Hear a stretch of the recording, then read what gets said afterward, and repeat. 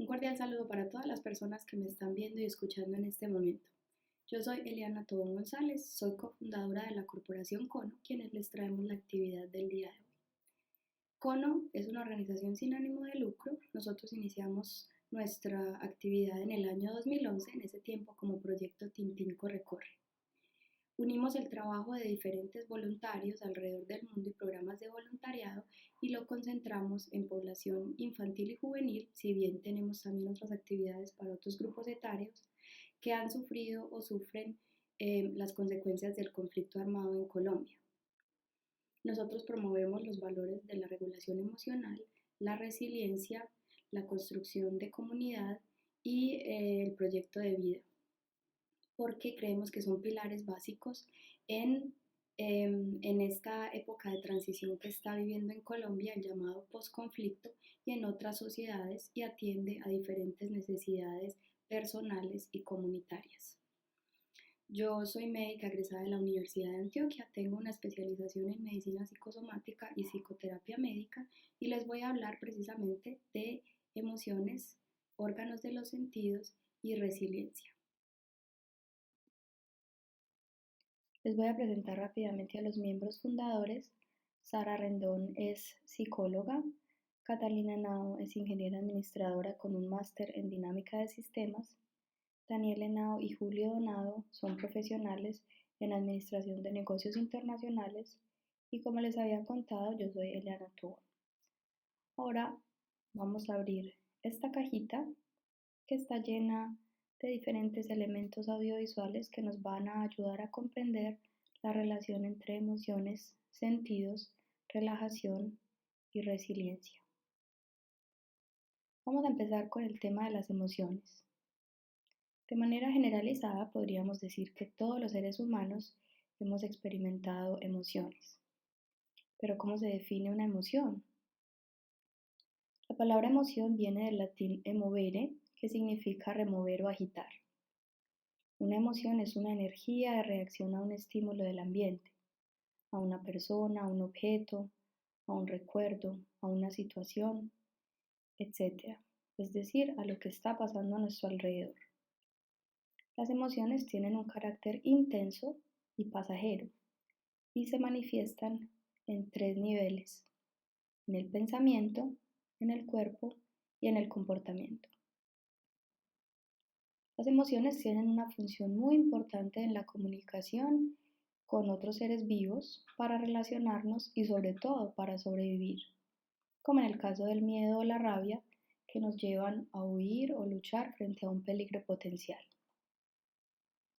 Todos los seres humanos nacemos con la capacidad de experimentar 5 emociones básicas, según la clasificación de Paul Ekman, un psicólogo estadounidense que se ha especializado en el estudio de las emociones y su expresión facial. Ustedes probablemente conocen muy bien las emociones básicas. Vamos a verlas. Alegría es una emoción que nos lleva a tener más contacto con otras personas, pues despierta el interés por relacionarnos con ellas. Por ello tiene una conexión con la autoestima y la sensación de pertenecer a un grupo. A nivel corporal experimentamos tendencia a la actividad y en el pensamiento experimentamos positivismo y motivación para la acción. La tristeza, aunque es una emoción que se ha visto negativamente, es muy importante porque invita a la solidaridad, al acompañamiento, a la ayuda, al apoyo. Precisamente esta es la función de la tristeza: despertar interés en otros seres vivos, de modo que nos apoyen, nos brinden consuelo y ayuda. La tristeza a nivel corporal conlleva, por lo general, una disminución de la actividad y alteraciones del sueño y del apetito. El miedo nos ayuda a protegernos, generando la movilización de una gran cantidad de energía para huir, defendernos o para luchar.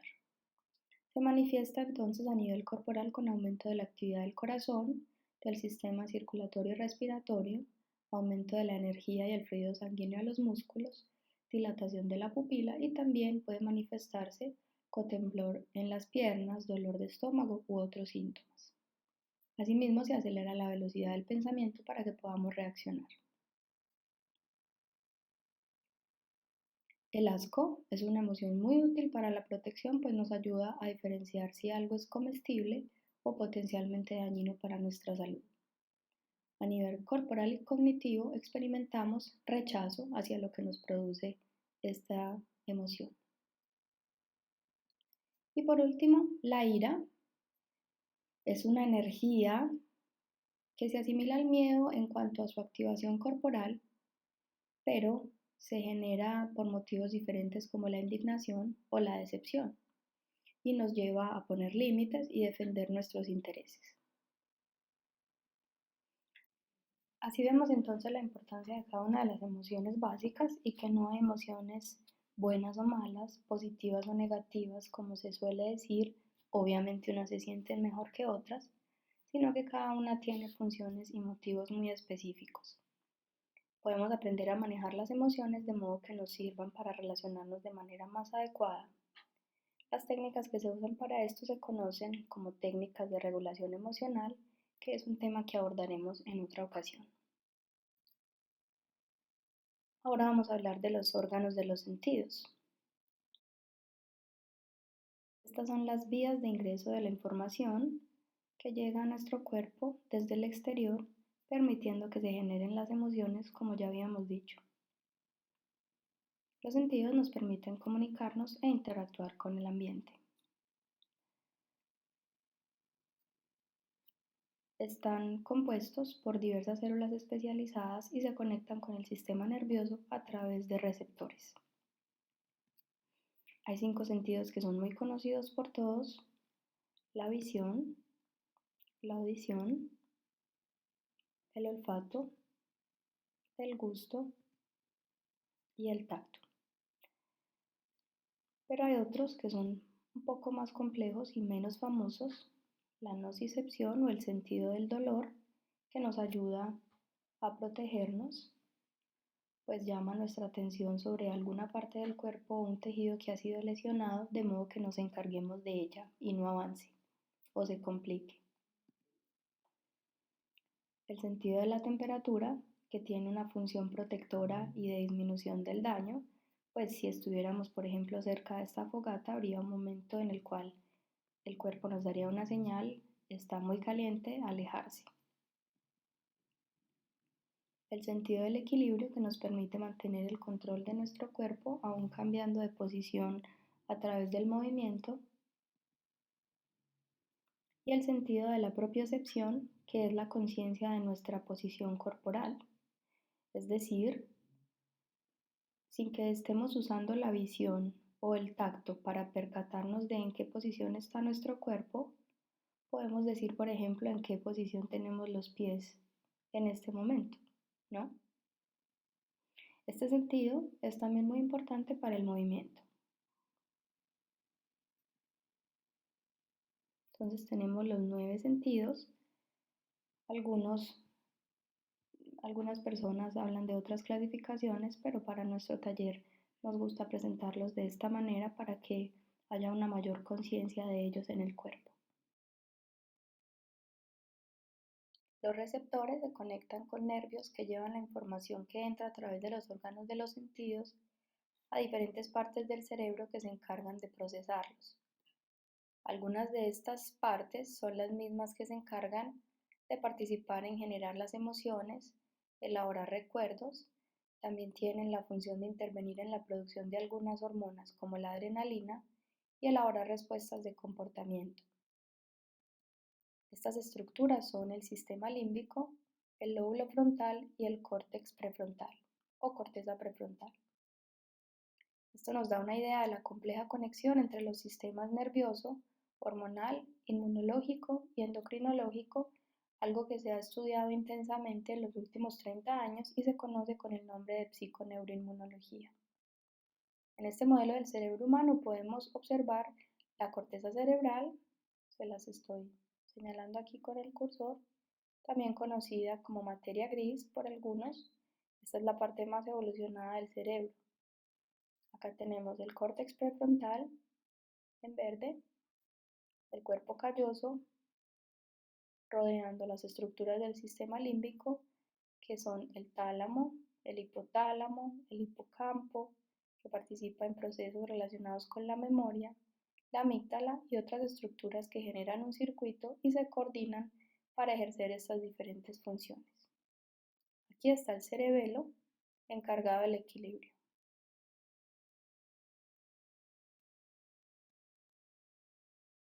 Hay un resultado muy interesante, en mi opinión, de un estudio que se realizó en la Universidad de Aalto en Finlandia. En este estudio se le preguntó a diferentes personas cómo perciben las diferentes emociones en el cuerpo y se les pidió que colorearan las áreas del cuerpo donde percibían cada emoción con su respectiva intensidad. En la imagen podemos observar en color rojo la mayor intensidad percibida por los participantes para cada emoción, en amarillo una intensidad media y en azul y negro menor intensidad o ausencia de intensidad. El resultado es muy interesante pues muestra que independientemente de la cultura, los humanos perciben las emociones en el cuerpo de una manera muy similar. Así también se observa que en la parte superior del cuerpo, donde se encuentran los órganos vitales más importantes, se presenta una mayor activación y percepción de las emociones para todas las emociones básicas, excepto para la tristeza que, como les contaba antes, produce una inactivación de muchos sistemas. Y como vemos aquí en la felicidad y en el amor, que no la incluí en la imagen porque solo puse las emociones básicas, la activación se da prácticamente en todo el cuerpo.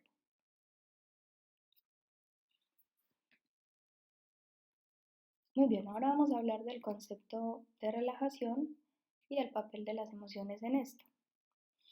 Algunas personas entre ustedes tienen posiblemente técnicas que utilizan para relajarse, reducir el estrés y la tensión. La relajación es precisamente un estado de descanso, de calma, tranquilidad, reposo del cuerpo y de la mente. Si bien cuerpo y mente son una unidad, vamos a verlos por separado para efectos prácticos. La relajación a nivel mental comprende el direccionamiento de los pensamientos hacia estímulos positivos o neutrales y a nivel corporal la reducción de la tensión muscular, de la frecuencia respiratoria y del ritmo cardíaco. En estos efectos se concentran las técnicas de relajación que al practicarlas regularmente contribuyen a largo plazo al mejoramiento de la salud y a la prevención de enfermedades. Las técnicas de relajación ayudan a conciliar el sueño, reducir la ansiedad y los ataques de pánico, reducir conductas alimentarias disfuncionales y mejorar síntomas derivados de tensión muscular excesiva como dolores de cabeza o de cuello y síntomas relacionados con la angustia como dolores abdominales y náuseas. Hay muchas formas de aprender a relajarse. La mayoría de ellas utilizan la respiración y los órganos de los sentidos como ancla de la atención, como medio de conexión con el ambiente, como una forma de sintonizarse interiormente. Ustedes deben tener, como les decía, sus propias o deben conocer algunas. Escuchar música, observar conscientemente alrededor, meditar, ver imágenes agradables o sentir diferentes texturas. Además de ello, la percepción consciente y la regulación de las emociones del momento juegan un papel central en la capacidad de relajarse. En estas conexiones nos enfocamos en Kono a través del método que hemos creado combinando la estimulación multisensorial y las técnicas de relajación. Muy bien, ahora les invito a que se pongan de pie y se estiren, sientan las diferentes partes del cuerpo. Vamos a percibir la cabeza, el cuello, los brazos, la espalda, el abdomen, las piernas. Vamos a agitar brazos y piernas para que los músculos despierten. Y les invito a sentarse nuevamente y a que hagamos un pequeño ejercicio de relajación.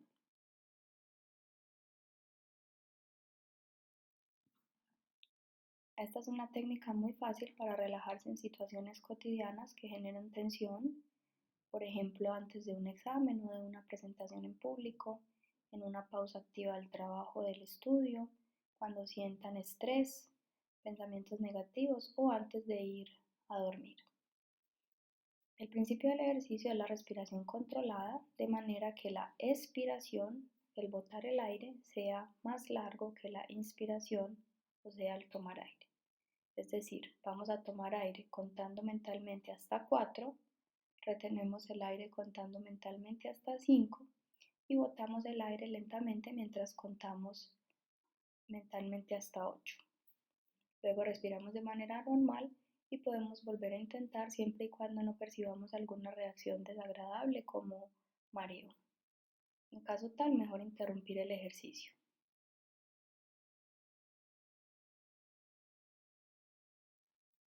Vamos a trasladarnos a un bosque para hacer el ejercicio. Primero les pido que se sienten con la espalda recta, ambos pies sobre el suelo, sientan el contacto con el suelo, pueden dejar descansar los brazos sobre los muslos y cerrar los ojos suavemente.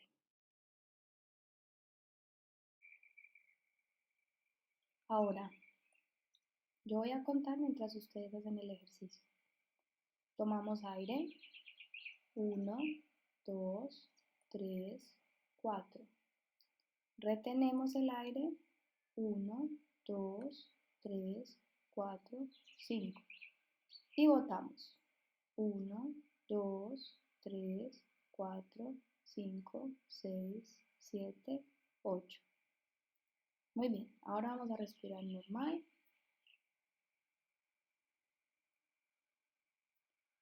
Y vamos a volverlo a intentar. Ustedes lo hacen, yo los cuento mientras que ustedes lo hacen. Tomamos aire. 1, 2, 3, 4. Retenemos. 1, 2, 3, 4, 5. Botamos el aire. 1, 2, 3, 4, 5, 6, 7, 8. Respiramos normalmente de nuevo. Y vamos a hacerlo la última vez. Yo no voy a contar esta vez. Tomo aire. Retengo. Y boto.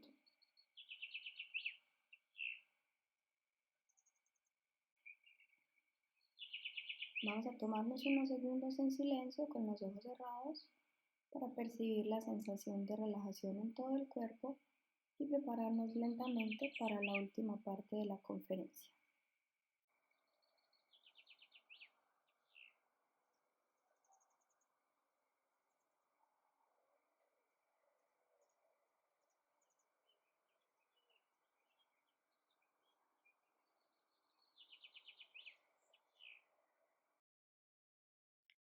Ahora, después de este ejercicio de relajación, vamos a volver a nuestro salón.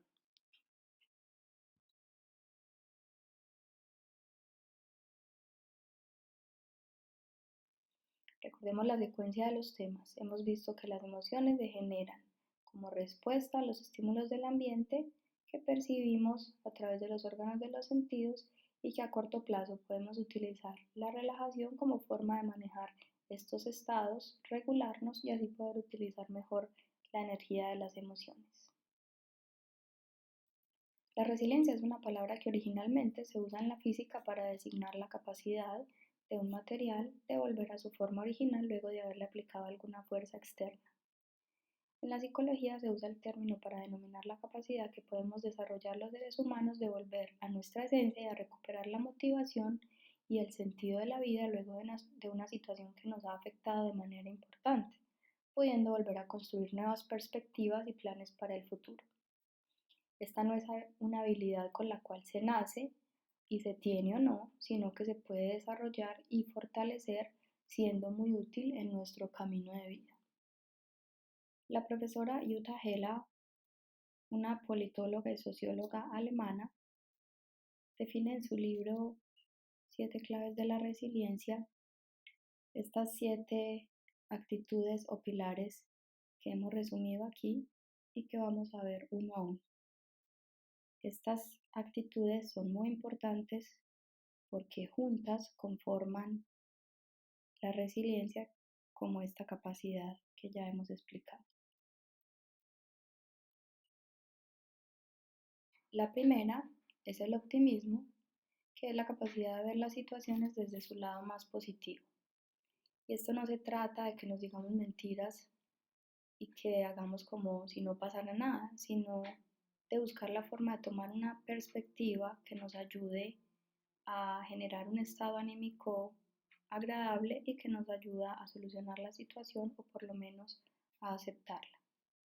Precisamente el segundo pilar o la segunda actitud importante es la aceptación tanto de mí mismo con mis capacidades y debilidades, con mis dificultades y mis características, pero también de otras personas con sus formas de ser, sus opiniones y sus necesidades. Esto también incluye la aceptación de los errores que hemos cometido en el presente o en el pasado. La aceptación es una actitud que nos ayuda a ver y tomar las cosas como son, a permitir que sean y tengan una presencia en nuestra vida, aunque a veces no sean muy agradables. El tercer pilar o la tercera actitud es el autocuidado, un concepto muy ligado a la autoestima que se refiere al cuidado de nuestras condiciones corporales y mentales, por ejemplo, el aseo personal, la atención a la salud, a nuestras emociones y a nuestras relaciones con otras personas. El cuarto pilar, muy ligado al tercero, es la autoeficacia, que es la capacidad que podemos desarrollar de ponernos una meta y buscar los medios para alcanzarla, de lograr cosas y llegar a un punto a donde queramos llegar. También puede ser vista como la capacidad que tenemos de hacer algo, no necesariamente de hacerlo bien.